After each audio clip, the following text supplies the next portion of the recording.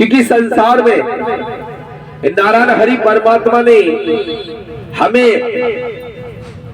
उधर में भी समझाया है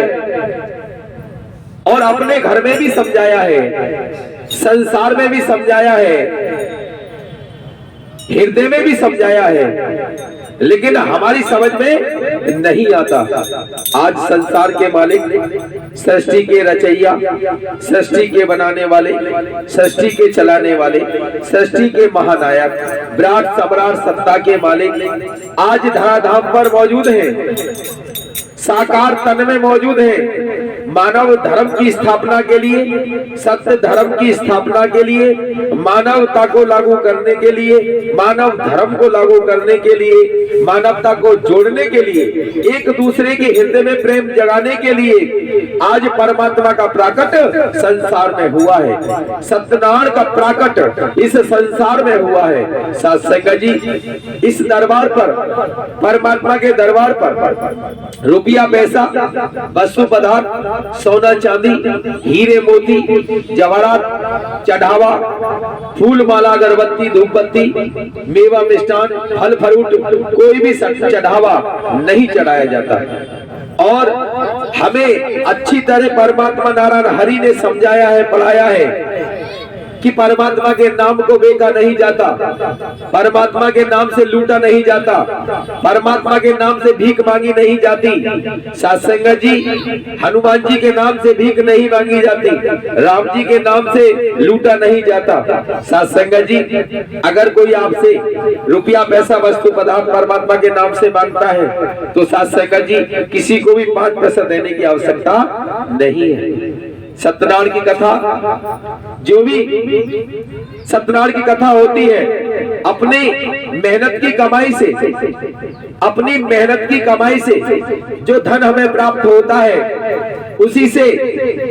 साधन जुटाया जाता है और कार्य किया जाता है। क्योंकि परमात्मा ने, नारायण हरि परमात्मा ने बारंबार हमें पढ़ाया है कि अपनी मेहनत की कमाई की हुई उसी से अगर कार्य किया जाएगा, सदकर्म किया जाएगा और उसी से मानव सेवा की जाएगी तो सबसे बड़ा पुण्य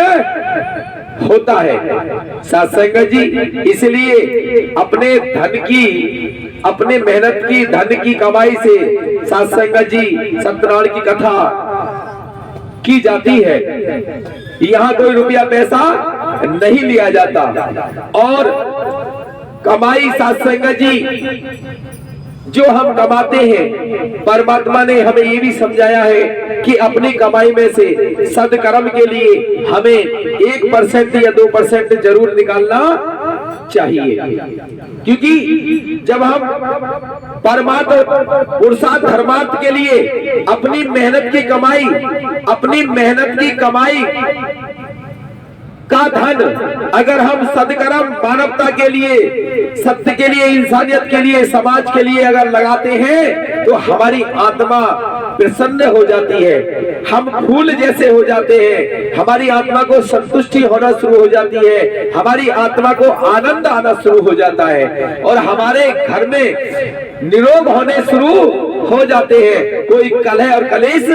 आना बंद हो जाता है। क्योंकि ये नारायण हरि परमात्मा का वचन है, जो सदकर्म करेगा, जो अपने पैसे का, अपने कमाए हुए धन का सही उपयोग करेगा, और सही उपयोग का मतलब है सदकर्म करना, सच्चाई से चलना, एक दूसरे के काम आना और एक दूसरे का भला करना, धर्मार्थ के लिए बिना स्वार्थ के कर्म करना, परमार्थ के लिए बिना स्वार्थ के लिए कर्म करना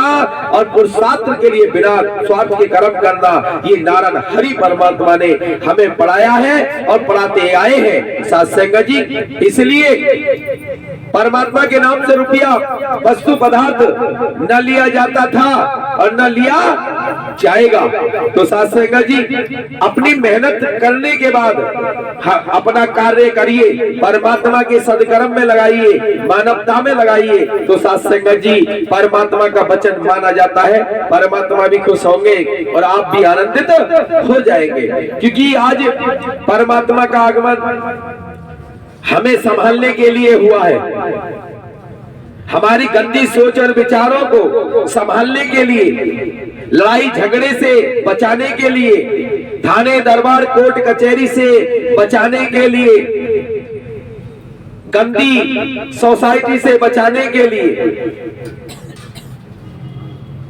बुरी आदतों से बचाने के लिए, साथ संगत जी भूत प्रेत जिंद चुड़ैलों से बचाने के लिए, आडंबरों से, अंधकार से बचाने के लिए आज परमात्मा का प्रकट इस संसार में हुआ है। लेकिन हम समझते नहीं, हम जान नहीं पा रहे हैं, क्योंकि साथ संगत जी हम सत्कर्म करते हैं, सत्य पर चलते हैं, सच्चाई के रास्ते पर चलते हैं, तो साथ संगत जी हमारे घर में आनंद आना शुरू हो जाता है। हम सारी बलाओं से बच जाते हैं, लड़ाई झगड़े से भी बच जाते हैं, कहना सुननी से बच जाते हैं, ईर्ष्या से बच जाते हैं, क्योंकि छल कपट बेईमानी निंदा चुगली, तेरा मेरा अपना पराया ऊंच नीच के भेद से बचाने के लिए परमात्मा यहाँ इस भूमंडल पर सत्संग इस साकार में मौजूद है। आज हमें समझना चाहिए और समझ के कर्म करना चाहिए, क्योंकि ये जीवन बारंबार नहीं मिलता है, ये समय बारंबार नहीं मिलता है, ये संसार दोबारा प्राप्त नहीं होगा, देखने को नहीं मिलेगा, ये दुनियादारी देखने को नहीं मिलेगी, ये सत्संग जी मानव चोला दोबारा प्राप्त नहीं होगा, रिश्ते नाते दोबारा प्राप्त नहीं होंगे, कुटुंब परिवार सगे संबंधी खानदान दोबारा प्राप्त होने वाला नहीं है, क्योंकि सद्कर्म से ही हमारा मानव चूल्हा दोबारा प्राप्त होता है। और सत्संग जी झूठ से, छल से, कपट से, बेईमानी से, निंदा से, चुगली से, ईर्ष्या से, मेमेरी से सत्संग जी हमारे हृदय में गंदी भावना, असत्य का बीज उत्पन्न हो जाता है, और जहां असत्य का बीज उत्पन्न हो जाता है वहीं बुरी भावना, बुरे भाव और बुरी सोच और बुरा कर्म होना शुरू हो जाता है। इसलिए आज हमें अपनी भावना को बदलना है, सोच को बदलना है, विचारों को बदलना है, और नारायण हरि हमारे विचारों को ही बदल रहे हैं, हमारे कर्म को बदल रहे हैं, हमारी भावना को बदल रहे हैं, और हम पर मिनट में कृपा करके हमारी सोच मिनट में बदल देते हैं। क्योंकि दीन दुखियों के नारायण हरि के दर पर दीन दुखियों के दुख दर्द मिटाए जाते हैं। नारायण हरि के दर पर दीन दुखियों के दुख दर्द मिटाए जाते हैं, और गम के सताए लोग यहाँ सीने से लगाए जाते हैं। बिना स्वार्थ के प्रेम, बिना स्वार्थ की भावना, बिना स्वार्थ का कर्म, बिना स्वार्थ के काम, बिना स्वार्थ की सेवा, इसीलिए कहते हैं नर सेवा नारायण सेवा। परमात्मा को कहां ढूंढोगे? परमात्मा कहां मिलते हैं? परमात्मा सत्संग जी अजन्मा है, अविनाशी है, न जन्म लेते हैं न मरते हैं। कहां ढूंढेंगे? अगर ढूंढना है, परमात्मा ने कहा है मानव की सच्ची सेवा में ही परमात्मा झलकते हैं, दिखाई देते हैं। आपकी मीठी वाणी, सच्ची वाणी